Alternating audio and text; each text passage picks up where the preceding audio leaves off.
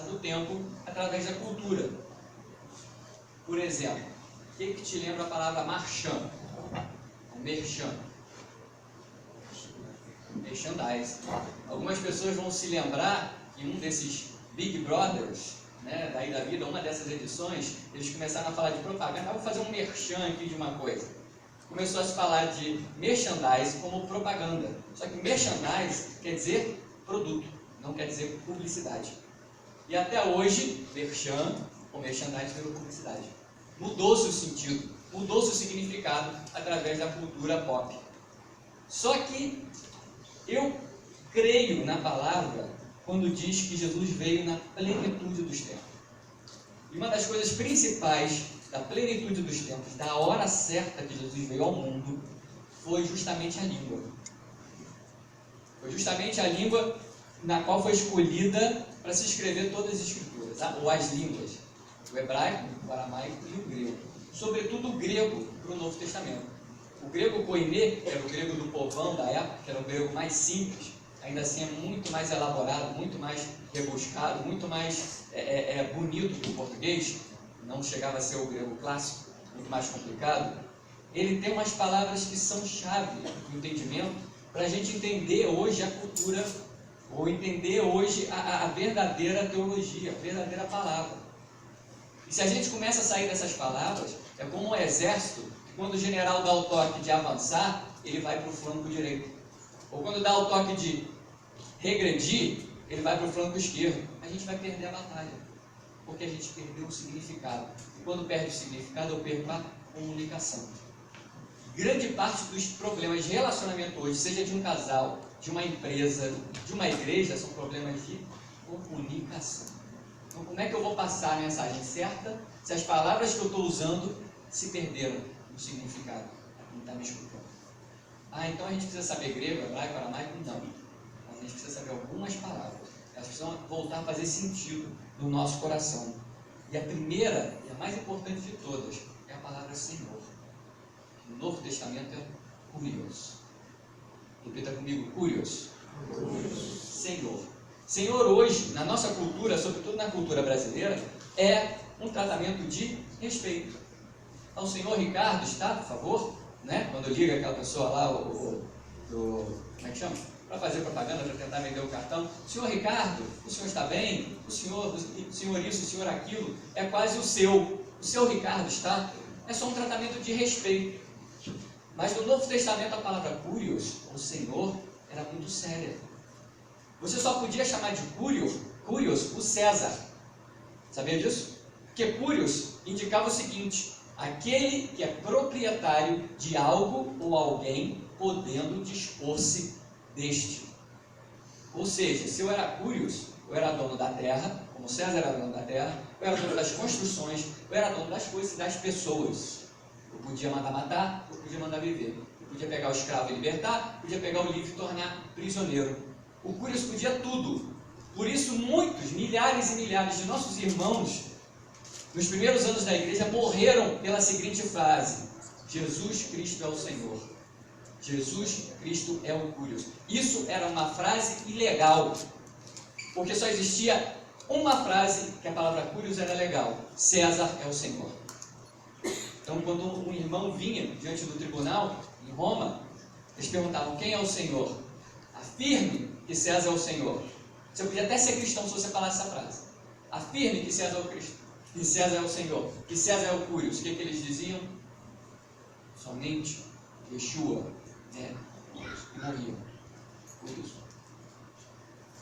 Quando eu perco a noção de que Yeshua é o Curios, dono da minha vida, ele pode dispor dela, ele pode jogar fora, ele pode mandar para a África, ele pode me dar um carro novo, ele pode me dar uma casa nova, ou ele pode me tirar essas coisas. Aí volta no meu coração o sentimento de temor. Se você olhar no final de Atos, capítulo 2, diz assim: e o coração deles estava cheio de temor. Porque quando eu tenho um Curios, eu tenho que temer a ele. E quando existe um Curios e eu temo a ele, o nosso Curios, o nosso Senhor, ele se manifesta. Amém? Mas hoje em dia, nossos cultos são como, sei lá, uma rede evangélica. Não estou falando mal, não vou falar mal desse pessoal que vai para essas coisas, mas pelo menos eles estão sendo mais sinceros do que nós. Porque nós chegamos num culto de consagração, num culto de oração, sem reverência nenhuma, sem temor nenhum, tratando Jesus só por respeito. Aí começa o culto, a pessoa está lá dando orientação, está começando a oração, vem chegando o pessoal, a gente... Beleza? O Curios está aqui. Nós cantamos Maranata, ele veio, amém? Estamos reunidos em nome dele, ele está aqui. A atenção é dele, é toda para ele. A glória é dele. Então esquece quem está chegando, esquece quem está saindo, esquece tudo que está acontecendo na periferia. Quando nós temos temor do Curios, ele se manifesta. Se manifesta em cura, se manifesta em bênção, se manifesta em poder, que a gente vai falar sobre poder mais tarde, e se manifesta até em morte. Não, como assim, igreja? Ananias e Safira. A igreja estava reunida em nome do Curios, com temor, orando, entregando oferta, cada um entregando o que Deus colocou no coração. Ananias e Safira fazem o quê? A gente vendeu tudo, mas não vamos entregar tudo, não, vamos entregar metade. Faltou temor. O Senhor não era o Curios dele, era só o Senhor, o seu Jesus. Chegaram, entregaram a oferta. Eu entrego o marido, ele vai lá e entrega a oferta. Pum! Cai morto. Sabe por quê? Porque quando a igreja tem temor do Curios, ele vem e ele é responsável por manter esse temor. Agora, se a igreja não tem temor nenhum, ele não veio. E aí pode acontecer o que for na igreja. Um endemoniado, como o pastor já falou, pode dançar aqui na frente. Um endemoniado pode pregar. Um endemoniado pode dar ordem na igreja. Não existe temor. Não existe presença. Não existe o poder. E porque nós esquecemos quem é o Curios, esquecemos que Filipenses 2, de 1 a 11, era um texto criminoso e subversivo. Quem pode ficar de pé e ler para mim Filipenses 2, de 1 a 11? Filipenses 2, de 1 a 11. É isso. Pode ler para mim? Vou tirar até o som, Ricardo. Filipenses 2, de 1 a 11. Se você puder, quiser, gostaria que você tirasse a palavra Senhor e lesse Curios.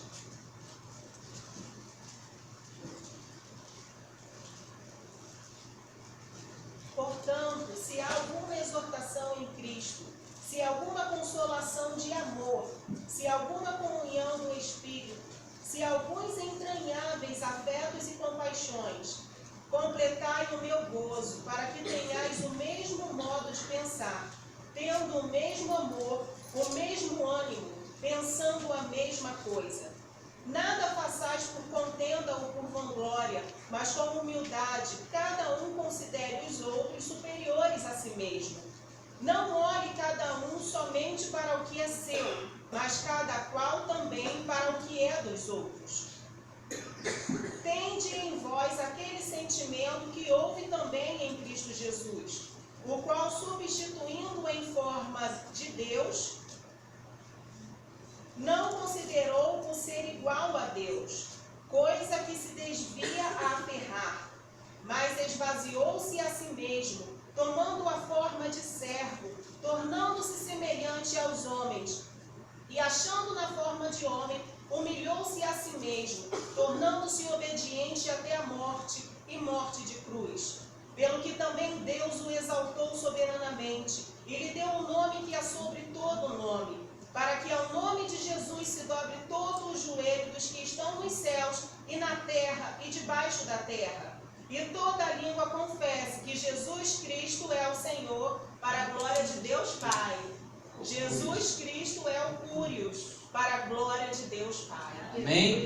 Ele é o Senhor Deus, se esvazia, toma forma de servo, e depois é glorificado e vira Curios, novamente, dono de tudo e de todos. Meu irmão, se Ele é Senhor, dono da nossa vida, a segunda palavra só pode ser servo ou doulos. Existia na cultura grego-romana vários níveis de escravos. Vocês sabiam disso? Por exemplo, eu podia ser um médico escravo. Por quê? Fiz uma dívida com alguém, fiz uma dívida com um irmão ali, não tive como pagar, eu serviria a ele como escravo durante algum tempo para pagar a minha dívida. Tanto que, se eu fosse igual a ele, não fosse escravo, nós fôssemos cidadãos livres, eu podia beijá-lo no rosto. Se eu fosse um escravo de uma estirpe maior, eu podia beijar a mão dele. Agora, se eu fosse um dulos, eu só podia beijar o chão. Sabe o que é dulos? Dulos é um escravo cuja vida não tem importância, cuja vida pertence totalmente ao seu senhor, a ponto dele poder desfazer da vida do dulos.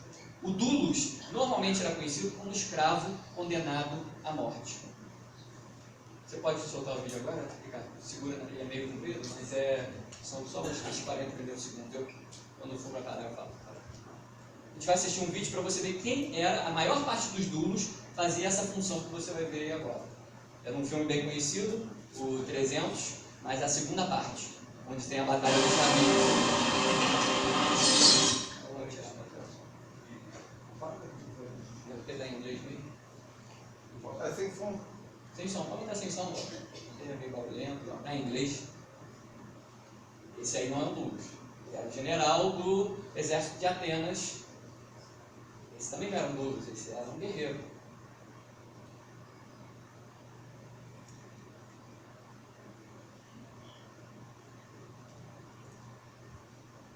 Os dulos não iam no topo do navio. Estava fazendo discurso em inglês, só achei em inglês. Esses eram dulos. Esse aí é você, né? No navio do Evangelho, nós somos os escravos condenados à morte, que remam. A nossa função é remar. Nós estamos acorrentados à palavra de Deus para fazê-la vencer e prosperar. Pode tirar. Esses são os dulos. Os primeiros a morrer com o navio quebrado.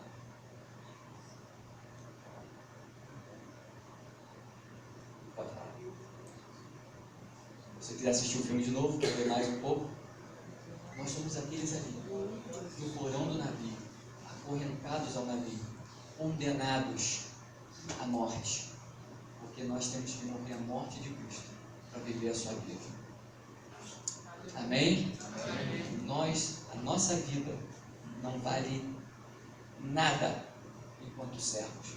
Quando você chamar Jesus de Senhor, saiba disso. Ele pode fazer o que quiser da sua vida, porque você é só dulos. Filipenses 1, você pode ler, por favor?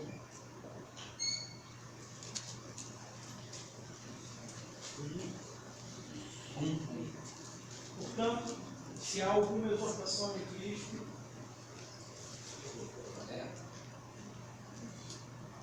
Pedi só para ver se você está prestando atenção. Paulo e Timóteo, servos de Cristo Jesus, e todos os santos em Cristo Jesus que estão em Filipos, com os bispos e diáconos, graças a vós e paz da parte de Deus, nosso Pai e Senhor Jesus Cristo. Paulo e Timóteo, servos. Você vai ver toda a carta de Paulo. Ele começa dizendo que ele é servo. Inclusive se eu não me engano, no Colossenses ele diz, Paulo, prisioneiro de Cristo. Ele estava falando disso aí, ó. Servo acorrentado. Eu sou o servo acorrentado de Cristo. Hoje em dia nós queria apresentar aqui, trazer o grande pregador, o grande servo de Deus, fulano. Ou é grande, ou é servo.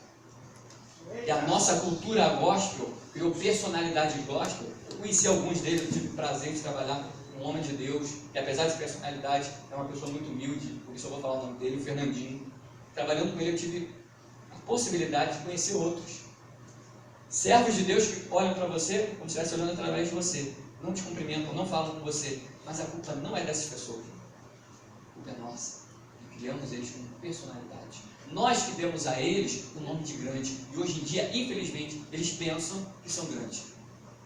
Amém? A culpa é nossa, é da nossa cultura, não é deles. Eles agora têm que se quebrantar e se ver com Deus. Mas nós temos que parar de considerar servos grandes. Amém? Não considere servo grande. Até porque é o seguinte, querido, ou você é servo de Deus ou você é servo do pecado. Romanos 6,16.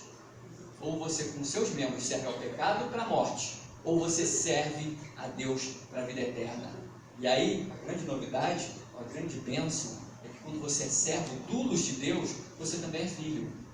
Paulo fala assim, o filho, quando é pequeno, o herdeiro, quando é pequeno, em nada difere do servo, dulos. Porque ele tem que obedecer, ele tem que obedecer a ama dele, o Espírito Santo, né? O nosso conselheiro, o nosso paráclito, o nosso professor. Nós temos que obedecer totalmente. Somos herdeiros, mas nos comportamos como adultos. A próxima palavra, também relacionada a essas duas, é eclésia, ou igreja. A palavra igreja perdeu o sentido. Igreja virou uma organização, um CNPJ, onde se encontram o clero e o laicato. Se encontram os leigos, aquele cara que paga o clero para fazer a função deles diante de Deus. Não é assim? A gente acha que o pastor que tem que ganhar vidas, que o pastor que tem que fazer, que o pastor que tem que orar, pastor, por mim, que a minha vida está não sei o quê. Tem que orar você é crente. Pastor, tem um cara endemoniado lá em casa, vem aqui, pastor, expulsar o demônio. Como assim?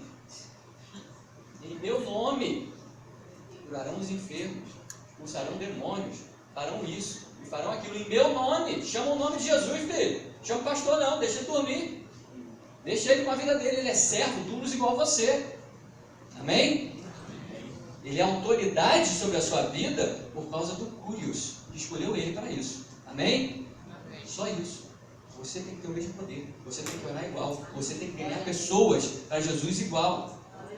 Mas é muito cômodo para mim chegar e achar que eu estou pagando meu dízimo para ser membro de um clube, onde o cara lá do clube, o zelador do clube, que é o pastor, tem que fazer minha função no reino.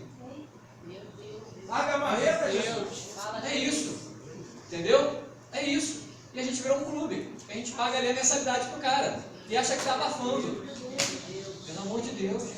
Quem tem que fazer a obra é você. Você que está conectado. Você que está duro. O que a eclésia fazia? O que era a eclésia no original do grego? Essa palavra não foi inventada para a igreja, sabia? Ela já existia. O que era a eclésia? Era a reunião de cidadãos de uma cidade, grega ou romana, que se reuniam. Primeiro, começava a reunião com adoração aos seus deuses. A reunião começava com adoração, pedindo a bênção dos deuses deles. Segundo, eles se reuniam para governar. Era a democracia. A democracia nasceu no reino grego e romano. Eles se reuniam para governar. Primeiro adoração, depois governo. Terceiro, se reuniam para guerra.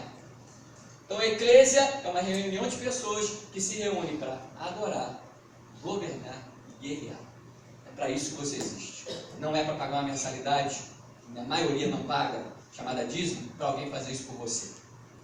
É para isso que você existe. É para isso que você é eclésia. É para isso que Atos 2, e por isso que em Atos 2 eles se reuniam e a casa tremia. Se você ver toda a reunião do livro de Atos, vai dizer que eles estavam juntos em um só coração, que eles estavam orando, que eles estavam buscando, e aí eles saíam para guerrear. Eles foram ameaçados. Para de pregar. Para de pregar. Em Atos 4, se não me engano. Vocês não podem mais falar de Jesus. O que eles fazem? Eles ficam com medo, natural. Medo só dá em gente, não dá em poste, né? Ficaram com medo, se reuniram, oraram. O Espírito Santo veio, abalou a casa, eles saíram e pregaram com intrepidez, foram para a guerra. Agora acontece uma notícia ruim na nossa vida, o que a gente faz? Vai orar por mim. Se reúne, abraça os seus irmãos, monta, abre o coração para eles, ora e volta para a guerra. Amém? É para isso que a gente está aqui. Quando sair daqui, não é falar na segunda-feira, nossa, minha reunião foi uma benção.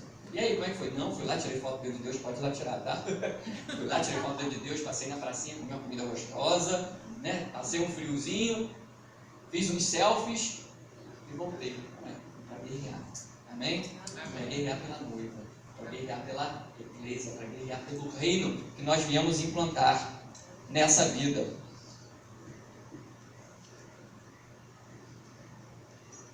E a última palavra, eu queria compartilhar com vocês, o real significado. Tem um monte, mas Deus colocou no meu coração somente essas. A última palavra é a vida. A vida. Que a gente ganha passando por isso tudo, tendo Jesus como Senhor, sendo dulos dele, fazendo parte da igreja. A gente ganha a vida dele. No grego, neotestamentário, o grego koiné, existiam 3 palavras para a vida. A primeira, você pode encontrar em Lucas 8,14. Alguém pode abrir para mim? Quem quer ler? Lucas 8,14. Fica de pé e lê. Voluntário. Diz que eu voluntaria alguém. Amém, irmão. A que caiu entre espinhos são os que ouviram.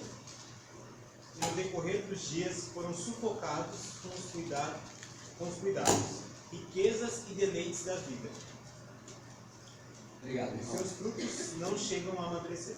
Amém. Então aqui é a parábola do semeador, que está semeando, e na terra ruim a semente cai e a semente é sufocada pelos cuidados da vida. Que vida é essa no grego original? Bios. Bios fala da minha vida física, da minha existência natural, das minhas necessidades físicas. De onde vem a palavra biologia, estudo da vida. Então, fome, sede, sexo, todas as necessidades básicas de um organismo, a Bíblia se refere como bios. Mas não tem só essa palavra. Quem pode ler aí para mim? Mateus 16, 25. Mateus 16, 25. Quem vai ficar com o galardão de ler esse texto? Pode ser no celular. No celular não. Mateus 16, 25. Pois quem quiser salvar a sua vida, perdê-la-á, mas quem perder a sua vida por amor de mim, achá-la-á. Amém. A palavra vida usada nesse texto é a palavra psique. De onde vem a palavra psicologia, o estudo da alma. Essa é a parte da vida que fala das minhas emoções, desejos, sonhos, interações com as pessoas, fala dos meus sentimentos. Quem quer salvar os seus sentimentos, quem quer salvar o seu bem-estar, vai acabar perdendo. Quem quer salvar a sua psique não é luz. Logo não serve ao luz. Está entendendo como está tudo ligado?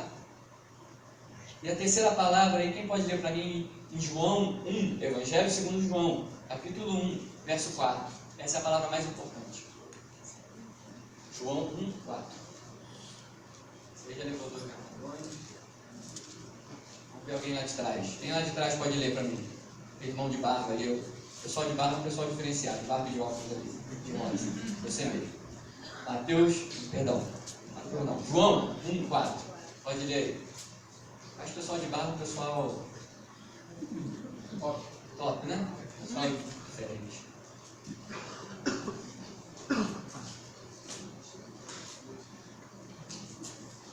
Nele estava a vida, e a vida era a luz dos homens. Amém, obrigado, querido.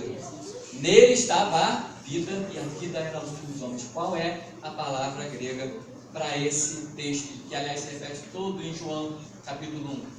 Zoe. Zoe quer dizer vida como só Deus a tem. Uma vida que é atributo natural somente de Deus. Ninguém mais tem essa vida. Mas nós recebemos essa vida quando cremos nele. E a vida dele vem morar em nós. Por isso não somos mais criaturas, somos filhos. Quem é o filho de Ricardo e Raíza? Ou quem são os filhos? Aqueles que têm a vida dos dois dentro deles. Somos filhos porque recebemos o Espírito. E aí passamos a receber a vida Zoe de Deus. E hoje em dia, não sei se vocês repararam, tem tanto congresso sobre vida cristã, identidade cristã. Já viram isso? É até um pessoal sincero. Mas vida e identidade não se aprende de fora, se aprende de dentro. Amém? Eu só vou aprender a vida de Deus, só vou receber a Zoe de Deus conforme eu me relaciono com Ele. Conforme eu tenho experiência com Ele. Por que os filhos ficam parecidos com os pais? É só a genética? Não é só a genética. É o convívio, é o relacionamento. Ensina teu filho o caminho que deve andar. Ensina todo dia. Educar todo dia. Todo dia temos que nos encontrar com a Zoe do Pai. Porque aí sim nós teremos um manancial que transborda da vida eterna. Isso é um manancial cego. Aí você tem que ir para congresso de vida cristã, congresso de identidade cristã. Como é que eu me comporto? Aí o evangelho começa a virar religião, porque eu não sei viver a vida de Deus, porque eu não tenho ela. Tá? Eu estou secando. Aí eu preciso de alguém para me dizer o que eu faço e o que eu não faço. O que eu como, o que eu não como. O que eu bebo, o que eu não bebo. Onde ir, onde não ir. E aí morre a vida de Deus. Morre o relacionamento com Deus, que era o que ele queria desde lá, desde o Velho Testamento. Desde o Éden. Obrigado. Que ele quis restaurar no Velho Testamento, quando ele veio sobre o monte veio falar com Moisés, e ele queria dar a vida dele para o povo, ter relacionamento com o povo, e o povo falou o quê? Não, obrigado. Prefiro o regulamento. Prefiro o regulamento, prefiro a lei. Fala aí com Moisés, e Moisés fala comigo, me dá um congresso, deixa eu comprar aí, né? Eu vou comprar minha entrada no congresso, eu vou lá e vou aprender sobre vida cristã. É mais fácil você me dizer o que eu posso fazer e o que eu não posso fazer, pastor.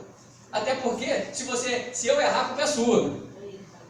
Oi, não é? Se eu errar, a culpa é sua. Eu procuro o pastor para me aconselhar, não é porque eu quero fazer a vontade de Deus, não. Eu quero fazer o certo. Preste atenção na hora que eu vou falar que é importante. Religião me ensina o certo e o errado. Vida de Deus me ensina a fazer a vontade de Deus. Fora da vontade de Deus, tudo é pecado, certo? O que não provém de fé é pecado. Religião me ensina certo e errado.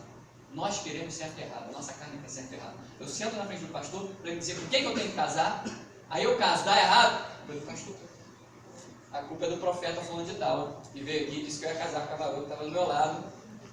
Ótimo, transferir a culpa para alguém. Ou é para o diabo, ou é para o pastor, ou é para o profeta que me deu o conselho. Agora, quando eu tenho a vida de Deus, e eu vivo a vida de Deus em mim, se eu erro, se eu deixo de ouvir a Deus, a culpa é só minha. Amém? Mas quando eu sou cheio da vida de Deus, eu não tenho que me preocupar com o certo e com o errado. Eu me preocupo em ouvir a voz. Vinícius, vai por aqui. Não vai por ali. Ricardo, não faz isso.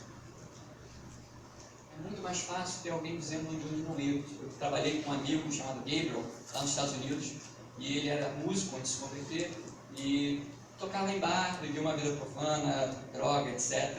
Quando ele se converteu, Deus falou para ele: não quero que você entre em bares, nunca mais. E ele fazia entrega, ele trabalhava na mesma empresa que eu fazendo entrega. Eu era motorista de entrega. Um dia ele estava fazendo uma entrega, foi entrar na empresa, na hora que ele foi entrar, ele sentiu batendo no vidro. Ele olhou, não tinha vidro. A porta estava aberta, não tinha vidro.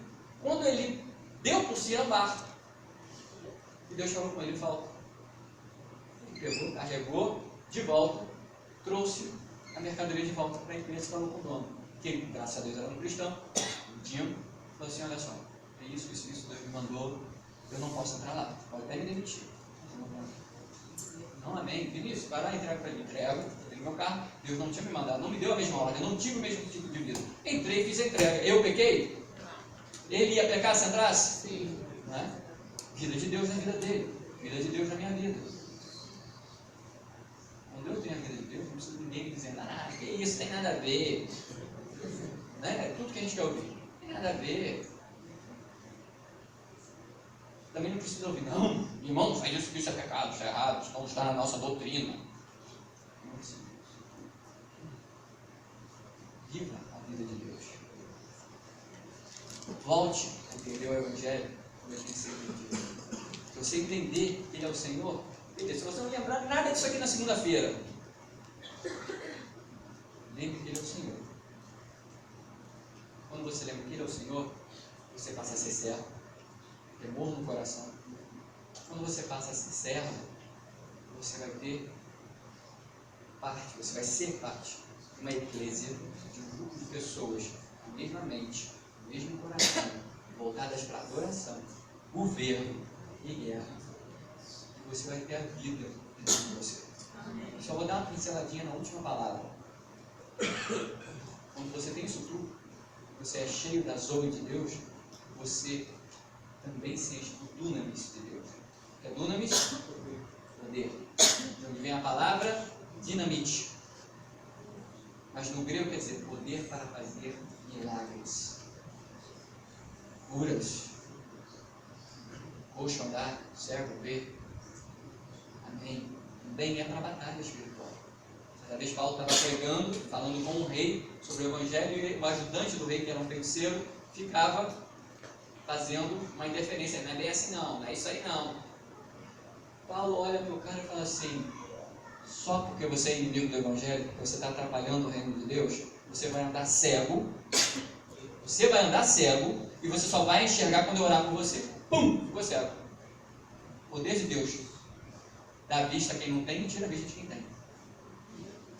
Paulo, quando foi zombado por algumas pessoas na igreja de Corinto, eu já estou terminando, quando ele foi zombado, disseram que ele não era apóstolo, que ele não tinha autoridade apostólica, ele falou assim: eu terei com vocês pessoalmente. E aí, eu quero ver o poder dessas pessoas que estão falando contra mim. Porque o Evangelho de Deus é poder para a salvação.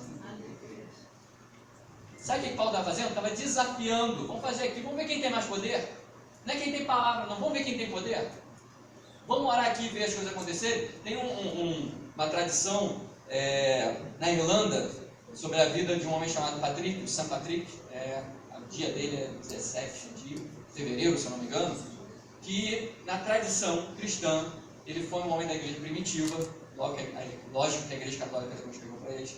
Na igreja primitiva, teria ido para a Irlanda, onde a religião era a religião celta, onde havia muito feitiço, sacrifício humano, etc. E diz a história que ele desafiava os druidas, que eram os sacerdotes celtas. E ele fazia desafios de poder. Ah, beleza, mostra o teu poder aí. O cara fazia uma magia, não sei o que, acontecia uma coisa, e ele orava e aconteciam coisas maiores. Conta-se, e aí eu não sei se é história ou se é lenda, que uma vez ele tacou fogo numa casa e falou assim: o seu Deus é Deus verdadeiro? Entra nessa casa e sai então. Não, peraí, deixa eu fazer minha oração, não sei o que lá. Ele entrou e saiu. Os druidas fizeram lá os feitiços, invocaram os deuses dele, entraram e ficaram. Morreram, queimados. Isaías. Vamos ver, quem é que faz fogo cair? Não precisa ir muito longe no tempo. Existem irmãos na África hoje que passam por desafios com feiticeiros. Feiticeiro de dia é um cara normal, de noite ele vira para o pastor e fala assim: vamos ver qual Deus que é Deus? Eu vou andar aqui no ar, tá? Eu vou levitar. Se você levitar, eu vou começar a prestar atenção em você. E o cara levita. Tem vídeo disso na internet agora? Perdão, tem até vídeo no YouTube agora disso, desafio de feiticeiro com o pastor. Agora, se eu sou uma igreja que não cuida de Deus como Senhor Dulos, como Senhor Cúrios, se eu não sou servo Dulos, se eu não convivo na atmosfera de uma igreja, se eu não sou cheio da zoe de Deus, só tem lábia. Deus tem misericórdia de nós. Não sejamos uma igreja de lábia. O Evangelho de Deus não é lábia, é o poder de Deus, íntegro, da salvação. Feche seus olhos. De misericórdia agora, amor Deus da nossa vida, ao autor da nossa fé. Senhor, confessa a Ele, Senhor, tem te tratado como o seu Jesus. Eu tenho te tratado apenas com respeito, e não com temor. Eu faço as coisas, eu tomo as decisões, esperando acertar, se eu te perguntar antes. Apenas coloco a mão e abençoo, e peço para o Senhor abençoar, como se a bênção do Senhor fosse assim, barata e fácil. Como se o Senhor não tivesse morrido para trazer a bênção do Senhor para mim. Eu me reúno, Senhor, como um evento social, como um clube. Eu vou para a igreja como quem vai ao cinema, para ser intertido. Talvez você seja líder. Você fala assim: Senhor, tem misericórdia de mim,